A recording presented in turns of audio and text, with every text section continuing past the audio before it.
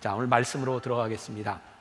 오늘 사순절 5번째 시리즈가 되겠고요. 전체적인 주제는 예수의 길에서다. 그러니까 십자가를 향해 가시는 예수님, 부활하신 예수님이 가셨던 그 길을 우리들이 함께 따라가 보는 거예요.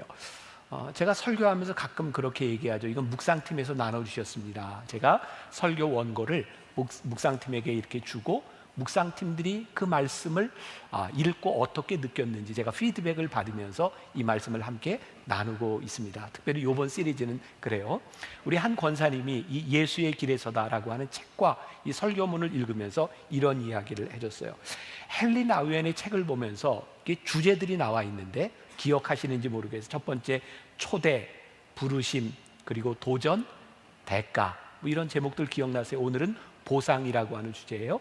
근데 이 주제들이 그냥 만들어진 것이 아니라 그가 그의 인생의 어두운 터널을 지날 때, 영적인 터널을 지날 때 치열하게 고민하며 하나님께서 깨닫게 하신 그 일들을 헨리 나우엔이라는 사람이 사순절에 설교했던 그런 내용입니다. 오늘 5번째 시리즈의 중요한 주제는 기쁨입니다. 어쩌면 이 사순절, 고난을 묵상하는 이 시간하고 잘 맞지 않는 단어처럼 들립니다. 그러나 오늘 이 사순절에 우리들에게 이 기쁨이 없다면 우리는 진정한 그리스도인이 아닐 수도 있다는 생각을 하게 됩니다. 오늘 장로님이 읽어주신 말씀 가운데 요한복음 15장 11절에 이렇게 되어 있어요. 내가 이것을 너희에게 이름은 내 기쁨이 너희 안에 있어 너희 기쁨을 충만하게 하려 하며. 우리 주님께서 우리들에게 주고 싶은 게 뭐예요? 기쁨이세요. 우리 주님이 가지고 있던 기쁨을 우리들 안에도 충만하도록 우리들에게 기쁨을 가지도록 하시는 거죠. 그러니까 예수님께서 기쁨 가운데 머물 수 있었던 이유는, 그 참된 기쁨의 비결은 하나님과의 관계 속에 있었어요.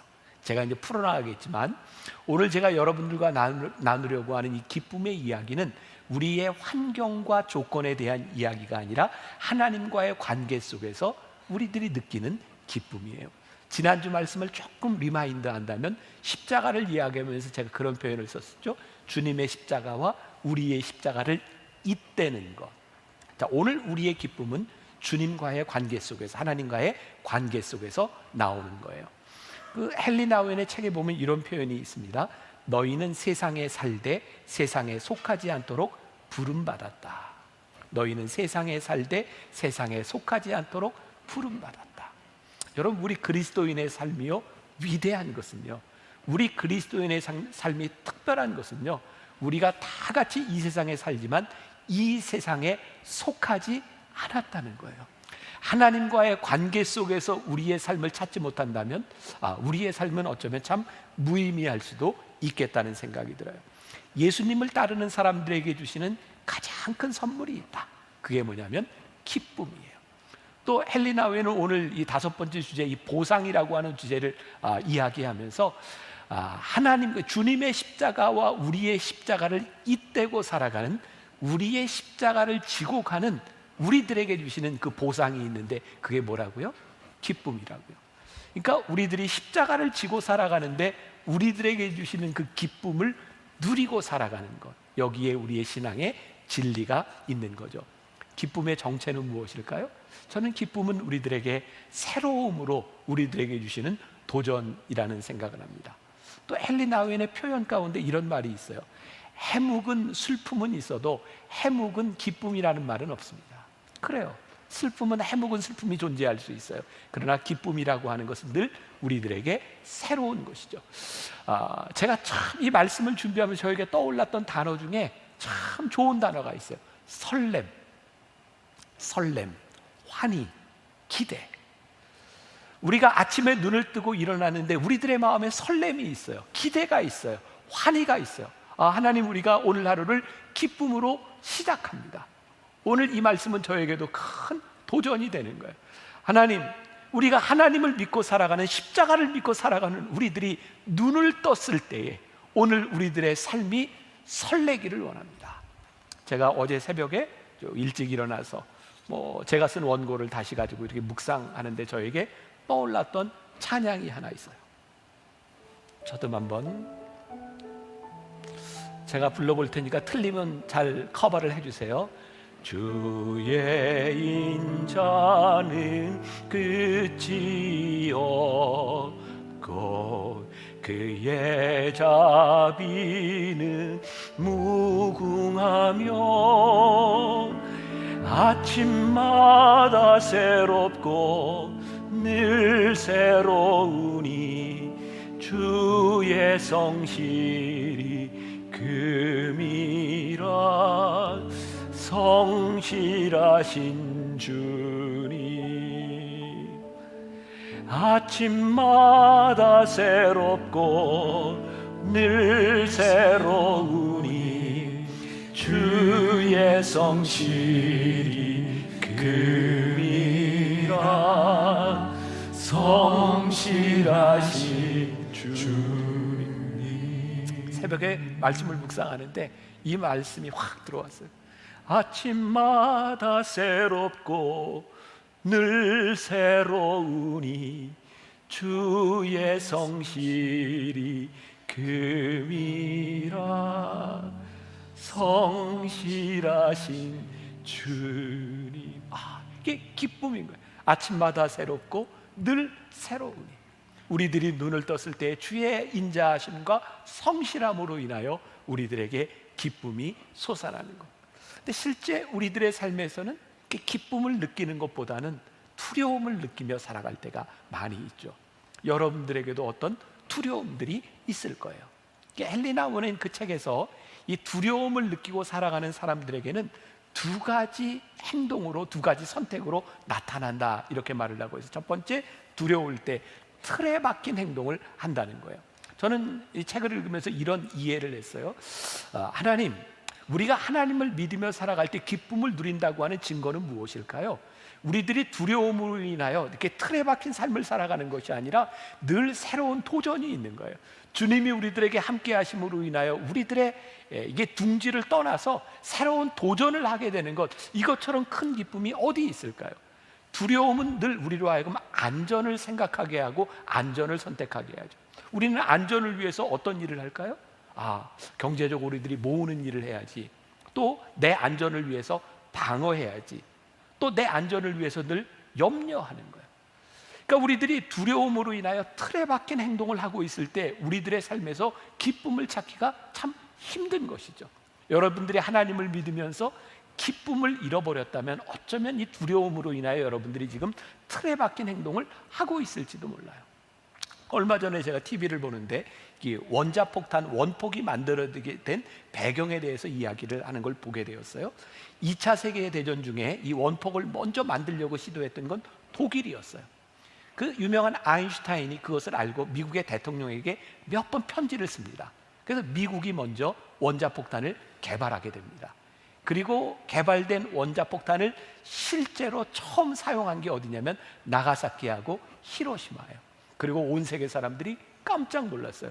야, 이렇게 무시무시한 폭탄이 있구나. 그리고 미국이 혼자 원폭을 가짐으로 인하여 그 힘을 가지고 세상의 평화가 이렇게 만들어질 줄 알았어요. 근데 그렇지 않았습니다. 소련이 원폭을 개발하기 시작했고 1953년도에 소련도 성공합니다.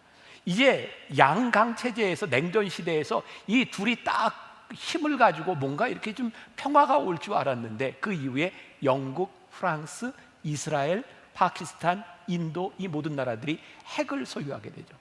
여러분, 우리 대한민국 바로 위에 있는 북쪽에서도 똑같은 논리입니다. 우리가 핵을 가지는 것은 우리를 보호하기 위해서라고. 근데 참 신기하죠? 나를 보호하기 위해서 핵을 만들었다고 생각하는데 왜 주변에 있는 모든 나라들이 위협을 느낄까요? 우리가 안전을 위해서 만들었다고 하는 일들이 절대로 우리들에게 안전을 가져다 주지 않습니다. 내 안전을 도모하기 위해서 만들어 놓은 방어 체계들이 누군가에게 위협을 주고 그 위협으로 인하여 또 다른 불안함 때문에 우리는 뭔가를 계속해서 만들어내게 되어 있는 거죠. 안전을 제일로 삼으면 안전하리라고 생각하는데 우리의 인생이 결코 그렇지 않다는 거예요. 하나님께서 우리들에게 주시는 도전, 우리들이 하나님을 믿는 백성으로서 안전한 자리에서 틀에 박힌 삶을 살아가는 것이 아니라 하나님께서 우리들에게 주시는 그 삶의 원리, 하나님의 인자하심과 신실하심을 통하여 우리들이 이 자리를 박차고 나갈 수 있는 기쁨이 우리들에게 있습니까? 이거 우리들이 물어야 되는 부분이죠. 또 헨리 나우에는 두 번째로 두려움으로 인하여 뿌리 없는 행동을 하게 된다. 이게 무슨 뜻이냐면 우리들의 삶에는 이유가 있고 근거가 있어야 되는데 이 두려움으로 인하여 두려움을 잊기 위해서 뿌리 없는 행동, 뭐 예를 들어서 술을 먹고 잊어버리려고 한다든지 마약을 한다든지 게임에 중독이 된다든지 또 여러 가지 쾌락을 탐닉한다든지 이런 것들을 통하여 두려움을 잊어버리려고 하지만 두려움은 그렇게 사라지지 않는다는 거예요. 자, 그럼 오늘 이 참된 기쁨이라고 하는 무엇일까? 그리스도인들이 누려야 하는 참된 기쁨은 무엇일까? 자, 오늘 본문 말씀 요한복음 16장 20절부터 22절을 우리가 좀 정독해 보겠습니다. 같이 봅니다. 시작. 내가 진실로 진실로 너희에게 이르노니 너희는 곡하고 애통하겠으나 세상은 기뻐하리라. 너희는 근심하겠으나 너희 근심이 도리어 기쁨이 되리라. 여자가 해산하게 되면 그때가 이르렀으므로 근심하나 아기를 낳으면 세상에 사람난 기쁨으로 말미암아 그 고통을 다시 기억하지 아니하느니라. 지금은 너희가 근심하나 내가 다시 너희를 보리니 너희 마음이 기쁠 것이요 너희 기쁨을 빼앗을 자가 없으리라. 자, 다른 걸 다 잊어버려도 좋아요. 그런데 이 세 절을 읽는 동안 묘하게도 이 근심이라고 하는 말과 기쁨이라는 말이 같이 짝을 이루고 있어요. 고통이라고 하는 말과 기쁨이라고 하는 말이 같이 짝을 이루고 있어요. 그리고 예로 그러니까 아마 아이를 낳아본 이 엄마들은 다 알 것 같아요. 아이를 낳기 전에 불안한 마음들이 있어요. 이 아이가 혹시 잘못되면 어떡하지? 건강하지 않으면 어떡하지? 내가 아이를 낳다 내가 잘못되면 어떡하지? 그런 근심과 걱정을 가지고 있어요. 그런데 아이가 탁 태어나는 순간 내가 이전에 가졌던 모든 근심들이 다 상쇄되고 그 아이가 세상에 나온 기쁨이 이 모든 근심을 다 덮어버리는 거죠. 그래서 이 기쁨, 우리들이 오늘 나누려고 하는 이 기쁨은 근심과 걱정이 없는 기쁨이 아니라 우리들의 삶의 근심과 걱정과 고통과 잇대어 있는 기쁨을 이야기하는 거예요. 또 요한복음 16장 16절에 이런 말씀이 있어요. 조금 있으면 너희가 나를 보지 못하겠고 또 조금 있으면 나를 보리라 하시니. 여기서 보지 못하겠다고 하는 말은 예수님께서 십자가에 달려 죽으시겠다는 말이에요. 너희들이 조금 있으면 나를 보리라고 하는 말은 부활하시겠다는 말이에요. 예수님이 십자가에 달려 돌아가심으로 인하여 제자들이 근심 가운데 빠졌으나 이 상황이 기쁨으로 바뀌게 될 것이라는 말이에요. 세상 사람들은 예수님이 십자가에 달리시는 것으로 기뻐했으나 제자들의 슬픔과 애통은 그것이 잠시의 고통이 기쁨으로 변하게 될 것이라는 것을 우리들에게 말하고 있어요. 오늘 주님이 주시는 이 기쁨은 우리들이 가지고 있던 과거의 고통보다 훨씬 더 크다는 말이에요. 그러니까 우리들의 기쁨, 아직은 유보된 기쁨, 그 기쁨을 우리들이 누릴 수 있어야 하는 거죠. 그런데 예수님께서 이 땅 위에 공생애를 지내실 때 예수님이 가셨던 그 기쁨은 환경에 대한 것이 아니라 하나님과의 관계 속에서 예수님은 기쁨이 충만하게 사셨다는 거예요. 하나님 아버지께 주님이 순종하실 때 예수님은 혼자가 아니셨다는 거예요. 자, 예수님께서 십자가에 달리실 때 예수님이 가상칠언을 하시죠. 그 중에 제일 마음 아픈 부분이 예수님의 가상칠언 부분에 이런 거 있어요. 아버지여 어찌하여 나를 버리시나이까. 그 순간 예수님이 하나님을 향해 기도하면서 예수님이 느꼈던 게 뭐예요? 하나님께서 나를 버리시는 것처럼 느꼈던 거죠. 근데 헨리 나우에는 그의 책에서 이런 이야기를 합니다. 나의 하나님, 나의 하나님, 어찌하여 나를 버리셨나이까 라고 외치실 때는 하나님의 임재가 느껴지지 않았으나 그래도 그분은 하나님이 함께 하심을 아셨다. 내 아버지는 결코 나를 혼자 두지 않으신다. 이것이 바로 기쁨의 닻이다. 기쁨의 닻은 하나님 아버지와의 소통에 연결되어 있다. 오늘 말씀을 듣는 여러분들 가운데 어쩌면 이런 느낌이 드시는 분이 있을지도 몰라요. 내가 버려졌구나. 하나님 왜 나를 버리시나요? 그런데 왜 나를 버리시나요? 라고 하는 이 기도 가운데 하나님이 버리신 것이 아니라 하나님과 연결되어 있다는 거예요. 그러니까 우리 예배를 이렇게 드리는 지금 우리나라에 유력한 어떤 정치인이 있어요. 굉장히 많은 어려운 시간들을 지나가고 있습니다. 지난주에 십자가에 대한 설교를 듣고 저에게 긴 메시지를 이렇게 보냈어요. 그분이 이 길을 지나가는데 얼마나 힘들고 어려운지 몰라요. 제가 그분에게 이런 메시지를 줬어요. 사람들이 뭐라고 이야기를 할지 모르지만 저는 당신을 믿습니다. 제가 그 마음을 믿고 나는 그 마음을 신뢰합니다. 이분이 힘을 얻는 것이 뭐냐면 이 고통 가운데서 아무도 믿어주지 않지만, 신뢰하지 않지만 그냥 이 목사가 자기를 믿어준다고 하는 것이 이분에게 힘이 되는 거예요. 저는 오늘 이 말씀을 나누면서 그런 생각을 하게 되었어요. 하나님, 그냥 목사 하나가 믿어준다고 하는 것도 그것이 힘이 되는데, 하나님, 우리의 인생에 내가 하나님께 닻을 내리고 살아가는 것, 내가 버림을 받은 것처럼 느껴지지만 하나님이 우리를 버리지 않으셨다고 하는 그 주님과 내가 소통하고 있다고 하는 것이 우리들의 삶에서 기쁨으로 회복되게 하여 주옵소서.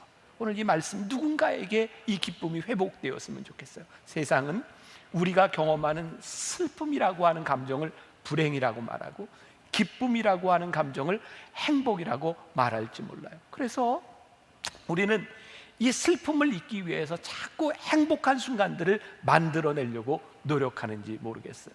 그런데 우리가 배우고 깨달으려고 하는 참된 기쁨은 우리들이 슬프고 힘들고 고통의 순간을 지나가는 그 가운데서도 한결같이 빛나고 한결같이 누릴 수 있는 기쁨이죠. 상황에 의해서 좌우되는 것이 아니라, 건강할 때나 병들 때나, 우리들이 성공할 때나 실패할 때나, 태어날 때나 죽을 때도 우리를 떠나지 않는 그 기쁨을 우리들이 어떻게 누릴 수 있을까? 요 한 달 사이에 저는 우리 기독교인들에게 주는 굉장히 좋은 두 분의 죽음이 있었다고 생각해요. 그 중에 하나가 우리 전 이어령 장관의 죽음이었어요. 그분은 신앙인으로서 굉장히 멋지게 돌아가셨어요. 그분은 암투병을 하면서 이 삶을, 그 죽음을 참 복되게 만들었던 분이에요. 그리고 지지난주에 저기 수영로 교회를 개척한 정필도 목사님이 돌아가셨어요. 제가 그분의 이야기를 보니까 아마 세상을 떠나시기 1시간 전에 사람들에게 이 산소호흡기를 떼라고 이야기하시고, 그리고 기도하고 1시간 동안 설교하고 조용히 세상을 떠나셨어요. 그분들의 죽음을 바라보면서 저 죽음이 슬프지 않구나, 저 죽음이 결코 패배가 아니구나, 죽음을 이기는 것이 있는 것을 보게 돼요. 참된 기쁨은 슬픔 한가운데 숨어 있는 것이고, 또 우리는 죽음의 고통의 상징인 십자가를 바라보면서 우리들이 기쁨을 소유하게 되는데, 중요한 것이 있죠. 우리들이 죽음이 아름다운 것이기 때문이 아니라, 우리들이 죽음을 기쁨으로 우리들이 선포할 수 있을 때 우리는 더 이상 죽음의 지배를 받지 않는 거예요. 제가 이제 후반부에 조금 더 이야기하겠지만 저에게 그런 소원이 생겼어요. 하나님, 우리 성도들이 살아가는 동안 우리들에게 주어진 날들을 이 슬픔과 고통 속에서 살아가는 것이 아니라 하나님이 우리들에게 주신 이 날을 선포하게 하여 주옵소서. 우리들이 고통 속에서 하나님과 잇대어 살아가기 시작할 때, 고통을 누리고 있는 사람들 속으로 우리들이 들어가기 시작할 때 그들과 함께 우리들이 기쁨을 누릴 수 있는 것. 세상은 성공하고 부를 가지면 행복하리라고 생각하지만, 우리는 역사를 통해서 지금 우리들은 보고 있잖아요. 권력을 잡고 권력을 놓치고 하는 이 권력을 가진 사람들이 얼마나 불안하게 살아가고 있는가. 이 기쁨이라고 하는 것은 우리들이 고통을 없애는 곳에서 생겨지는 것이 아니죠. 제가 말씀을 이렇게 준비하면서 이번 주도 그렇고 지난주도 그렇고 찬양이 이렇게 참 많이 이렇게 떠올랐어요. 전 가끔 그런 생각을 해요. 평소에 우리들이 부르는 찬양은 우리들에게 굉장히 큰 힘이 된다.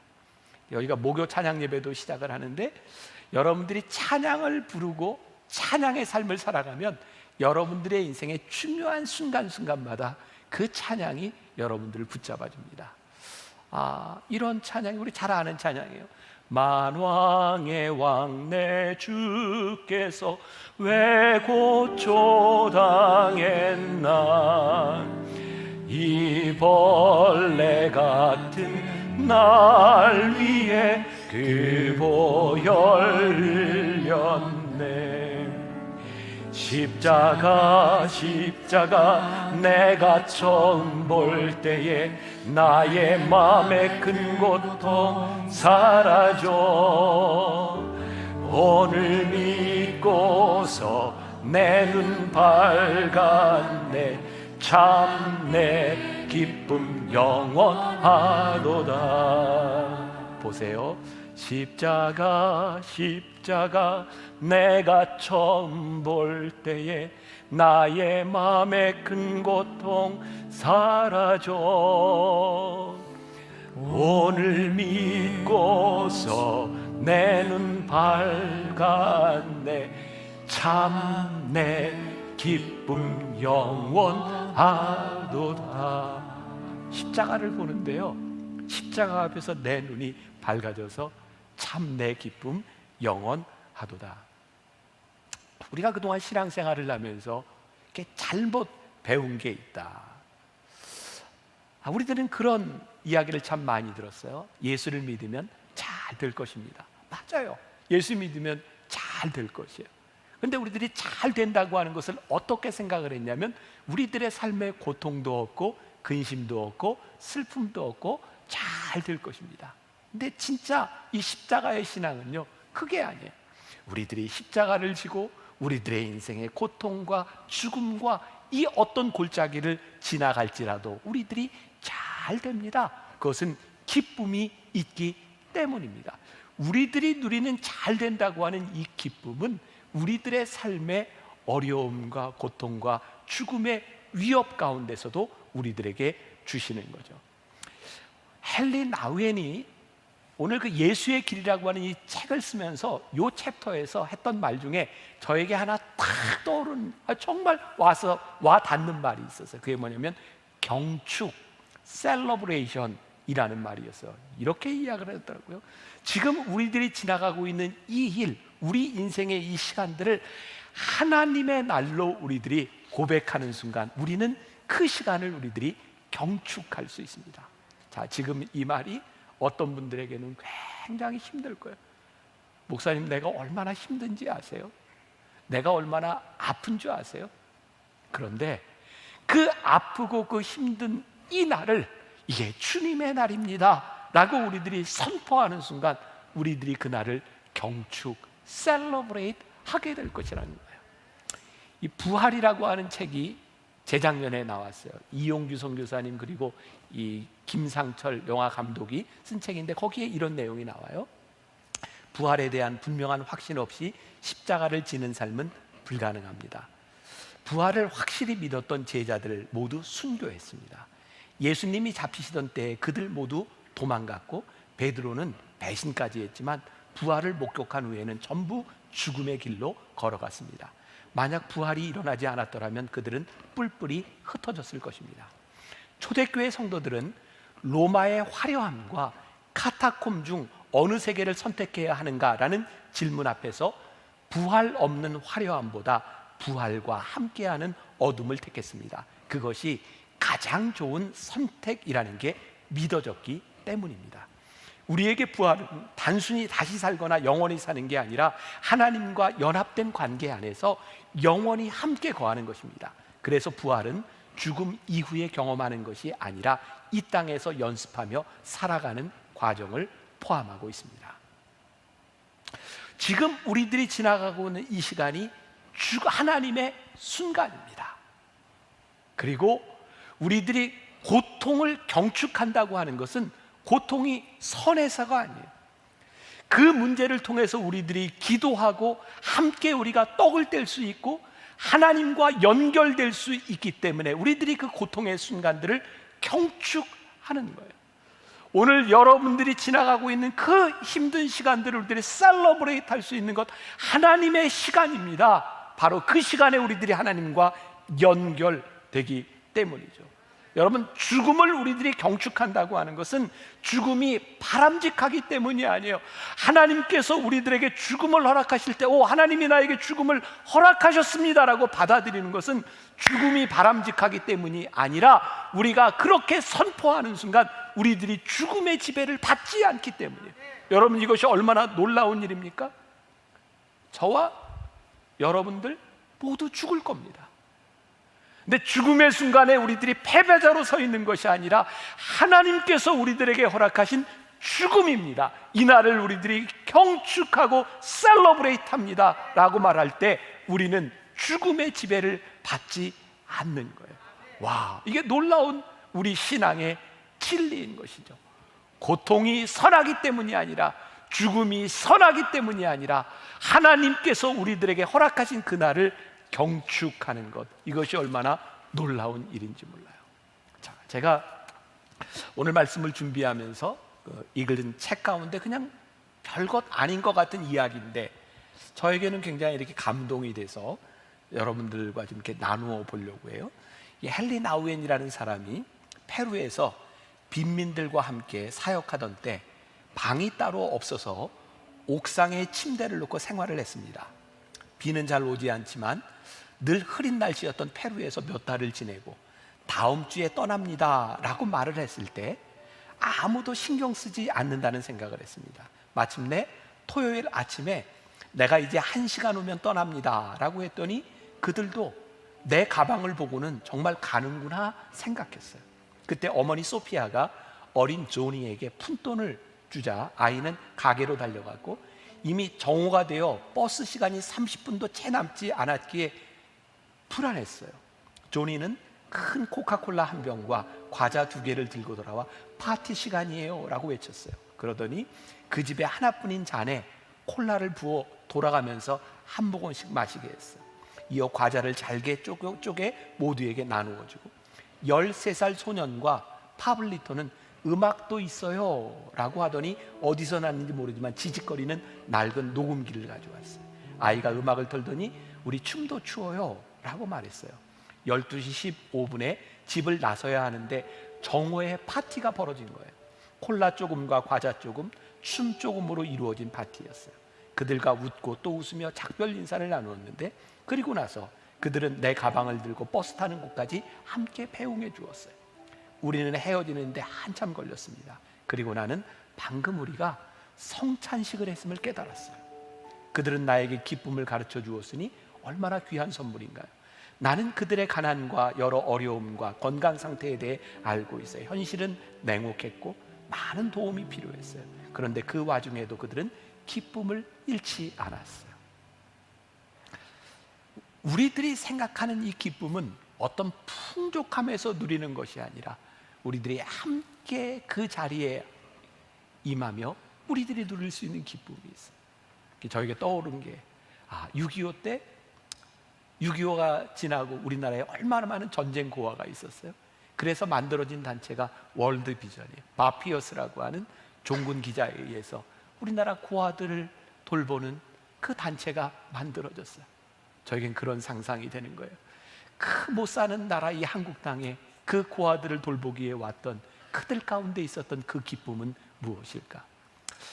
저희가 한샘 치고 헌금을 하면서 여러분들에게 보여드리는 게 있었죠. 몽골에 있는 밝은 아이들의 모습들, 남아프리카 공화국에 우리들이 학교를 세우면서 거기에 있는 학생들의 모습들, 또 태국에 우리들이 센터를 건립해 주면서 거기에 있는 태국에 있는 많은 사람들의 모습들, 와, 거기에 기쁨이 있어요. 많이 가졌기 때문이 아니라 그들이 풍족해서 그들이 안락하기 때문에 누리는 기쁨이 아니라 그들이 함께하며 믿음의 공동체를 이루는 기쁨이 거기에 있어요. 오늘 우리들에게 이 기쁨이 살아있는가? 오늘 우리들이 이 기쁨을 선포할 수 있는가? 지난해 사순절에 우리 부목사님이 설교하면서 이야기했던 예화인데 제가 이 예화로 말씀을 마무리하려고 해요. 어느 가정에서 가장이 사업을 크게 하다가 어려움이 생겨 사업이 망한 겁니다. 경제적으로 어려움이 오면 가정에도 어두움이 확 들어옵니다. 식구들이 다 느끼는 것이죠. 말도 없어지고 마음속에 기쁨이 다 사라지고 자녀들도 눈치를 보게 됩니다. 그런데 중학교 다니는 아들이 있었습니다. 그 아이가 어느 날 학교를 갔다가 집에 오는데 너무 마음이 답답한 겁니다. 아버지 사업은 망했고 경제적으로 어려운 기색이 드러나니까 이 아들이 집에 오는 기쁨이 없는 겁니다. 그렇게 무거운 발걸음으로 집에 왔는데 엄마가 부엌에서 설거지를 하고 있습니다. 엄마, 나 학교 갔다 왔어요. 이렇게 말하려는 순간 엄마가 설거지를 하면서 찬송가를 부르고 있는 겁니다. 엄마의 찬송 소리에 현관에서 그만 딱 얼어붙었습니다. 엄마의 찬송 소리를 들으면서 머리에 순간 떠오르는 것이, 아, 우리 집에 아직 소망이 있구나. 갑자기 하나님에 대한 생각이 들었다는 겁니다.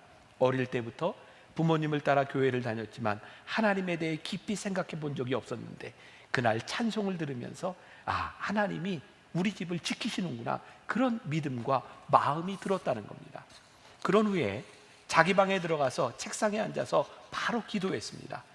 자기가 스스로 기도한 일이 생전 처음이라는 겁니다. 왜요? 갑자기 하나님에 대한 믿음이 생겼으니까요. 하나님, 우리 도와주세요. 우리 아버지 망한대요. 하나님이면 도와주실 수 있잖아요. 그렇게 처음 기도하는데 눈물이 그렇게 났다는 겁니다. 나중에는 통곡을 하면서 울게 되더랍니다. 우리 집 좀 붙들어 주세요. 하나님은 하실 수 있잖아요. 그렇게 울면서 기도를 하고 나니 마음이 너무너무 편해지더라는 겁니다. 학교에서 집에 올 때는 그렇게 마음이 무거웠는데 기도하고 나니 집안 공기가 다르게 느껴지더랍니다. 엄마는 찬송을 하고 아들의 얼굴 표정은 바뀐 것이죠. 그 후에 남편이 살 것 같은 거예요. 사업은 망했는데 집에 들어오면 기쁨이 있는 겁니다. 망한 집의 분위기가 아닌 것이죠. 이분이 힘을 얻은 것입니다. 그리고 다시 일을 시작하게 되고 경제적인 회복을 주셨는데 그보다 더 놀라운 축복은 중학교를 다니던 아들의 믿음이 놀랍게 눈을 뜬 것입니다. 그 아들이 나중에 교회를 섬기는 장로가 된 것입니다. 바로 이 이야기는 그 장로가 된 중학생의 간증입니다. 기쁨이 뭔가요? 우리들에게 완벽하게 갖추어진 조건이 아니라 우리들이 기쁨을 회복하는 거예요. 이 어려움 가운데서 우리들이 하나님과 있대요. 내가 하나님과의 관계 속에서 하나님께 우리들이 부르짖고 있는, 아, 하나님이 나를 도와주지 않는 것 같아 라고 느껴지는 그 가운데서 하나님이 우리와 연결되어 있기 때문에 우리들이 회복하는 기쁨인 것이죠. 지지난주인가요? 여러분들에게 한샘 치고 헌금을 요청했었죠. 아가페 병원. 그때 우리 한 장로님, 정형외과를 가는 장로님이 본인의 이야기를 하셨어요. 저는 그 장로님 안지가 꽤 한 40년 가까이, 우리 만나교회 처음 시작할 때부터 그 장로님의 돌아가신 아버지가 만나교회 처음 장학위원회를 만든 분이거든요. 그래서 그 장로님이 의대를 다니던 때, 그리고 결혼을 해서 힘들었던, 또 아이를 키우면서 많이 힘들었던 그 시간들을 제가 알아요. 그 장로님 선교를 나가겠다고 했지만 그분이 뭐 완벽하거나 뭐 그런 분이 아니에요. 근데 그분이 그 인터뷰 가운데서 이런 이야기를 했어요. 33살의 나이에 하나님을, 우리 주님을 인격적으로 만나고 나서 내가 무엇을 할까요? 라고 할 때 그분에게 떠오른 단어가 딱 두 글자였죠. 선교. 그분에게 기쁨이 있는 거예요. 이 기쁨은 세상이 생각하는 그런 조건이나 완벽한 환경 가운데서 우리들에게 일어나는 것이 아니라 하나님과의 친밀한 관계 속에서 우리들에게 일어나는 기쁨이구나. 이 사순절 우리들이 예배를 마치고 나가서 여러분들 가정에 여러분들이 들어갔을 때 여러분들에게 이 기쁨이 있어야 하지 않겠습니까? 저에게도 도전이 됩니다. 하나님, 저는 내일 또 일어났을 때 어떤 기쁨으로 살아갈 수 있을까요? 근심으로 인하여 제가 기쁨을 잃어버리지 않게 하여 주옵소서. 하나님, 저도 때가 되면 죽을 텐데 제가 죽음 앞에서 기쁨을 잃어버리는 사람이 아니라 내가 죽음 앞에서 내가 기쁨을 선포한다는 것, 더 이상 내가 죽음의 지배를 받는 사람이 아니라 하나님 안에 우리들이 거하고 있다고 하는 것. 우리 여기 있는 여러분, 이 코로나를 지나면서 참 힘들게 지나왔어요. 많이 잃어버린 기쁨들. 자, 우리 기쁨을 회복합시다. 십자가를 지고 살아가는 우리들에게 회복시켜 주시는 그 기쁨이 여러분들과 여러분들의 가정과 우리들의 공동체를 놀랍게 살리고 변화시킬 수 있기를 주님의 이름으로 간절히 축원합니다. 찬양을 좀 바꿔볼까요? 주의 인자는 끝이 없고, 한번 같이 불러보겠습니다.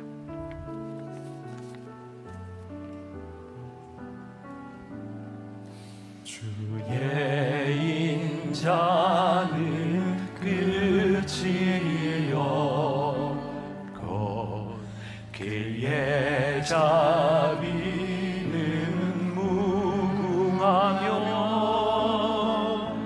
아침마다 새롭고 늘 새로우니 주의 성실이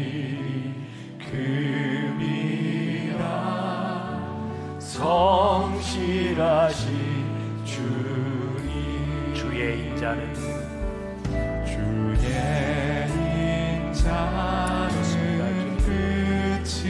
끝이요. 우리 사랑하는 성도들의 삶에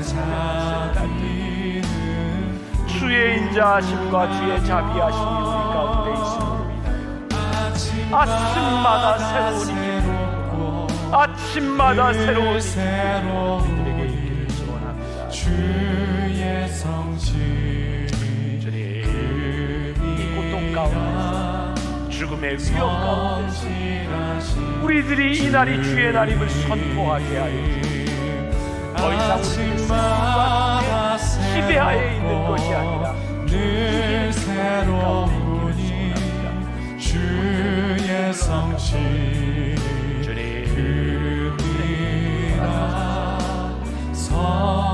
성실하신 주님. 아침마다 새롭고 늘 새로우니 주의 성실이 금이라.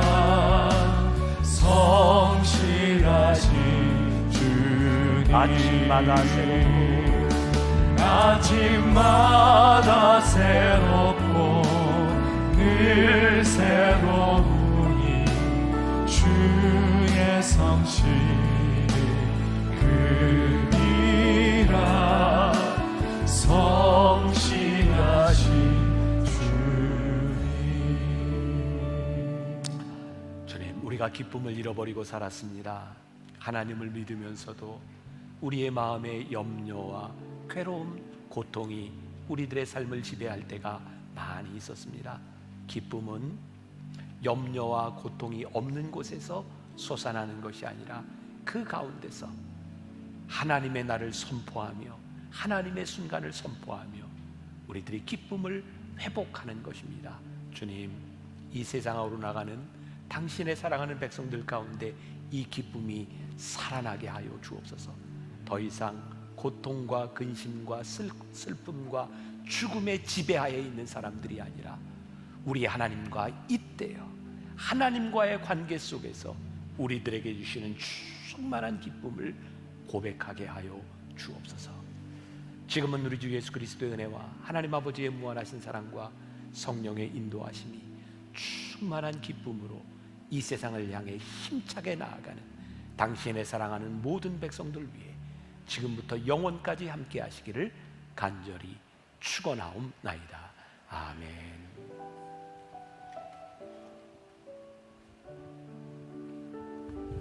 주의 인자는 끝이 없고 그의 자비는 무궁하며 아침마다 새롭고 늘 새로우니 주의 성실이 금이라. 성실하신 주님. 주의 인자는 끝이 없고